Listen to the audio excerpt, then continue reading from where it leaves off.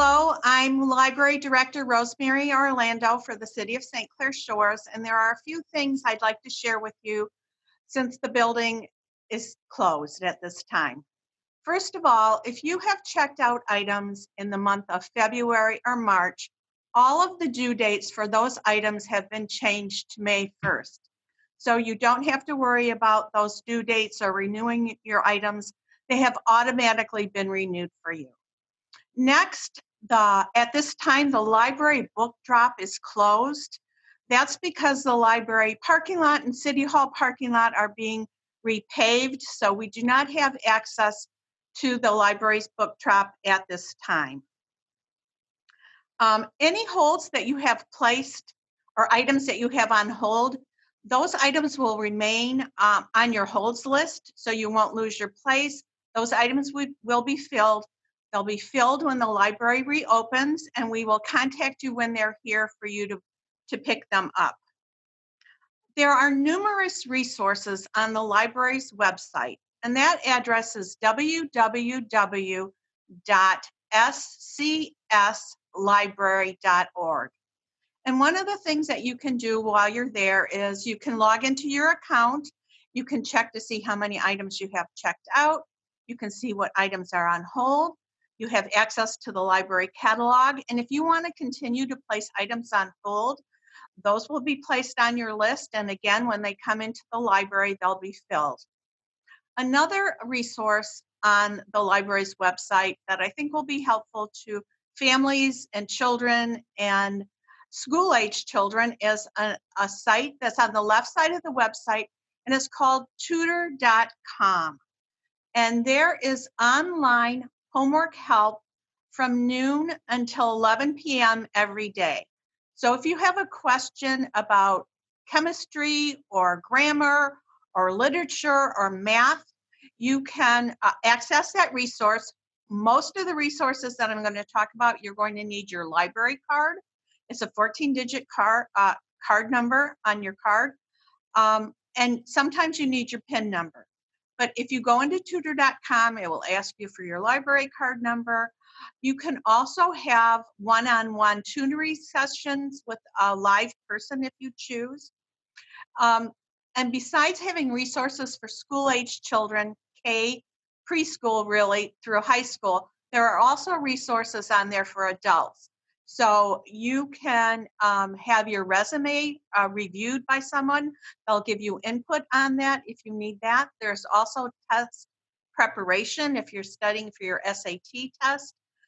So there are many resources on tutor.com. There are other resources on our website that you have links to.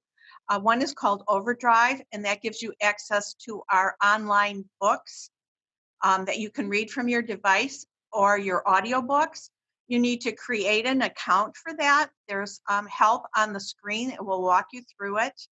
There are also apps for this, so you can go to the App Store. There's no charge. You can download the app and also have access to your computer or your phone or your device to read or listen to books.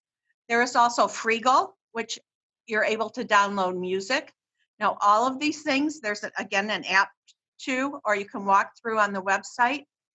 But there is no charge for this. These are all free services that are provided by the library. Another one is called RB Digital. You have access to over 100 magazines, full text online.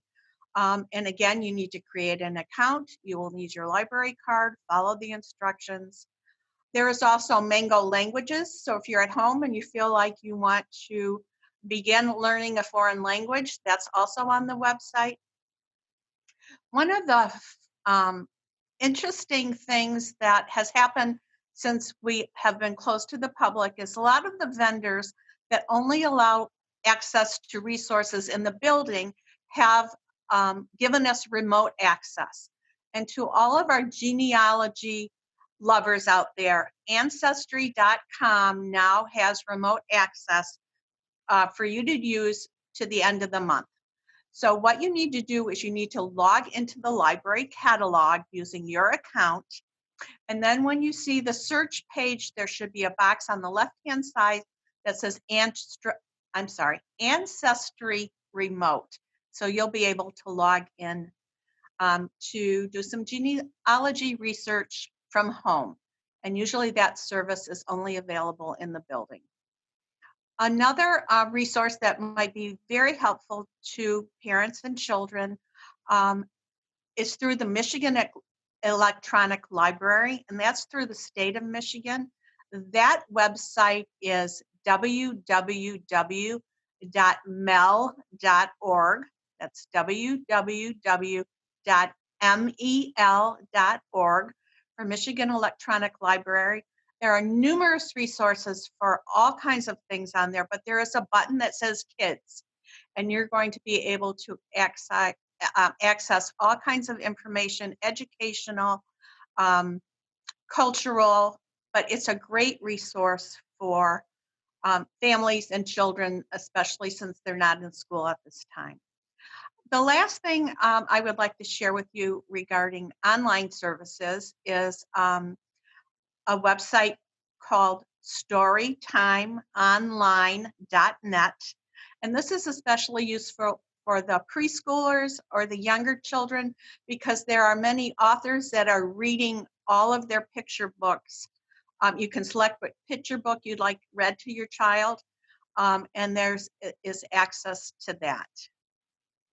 The library staff is not in the building at this time, but we're really looking forward to being able to welcome you back in the building and service your needs, your library needs, your cultural needs, your informational needs when we open the doors.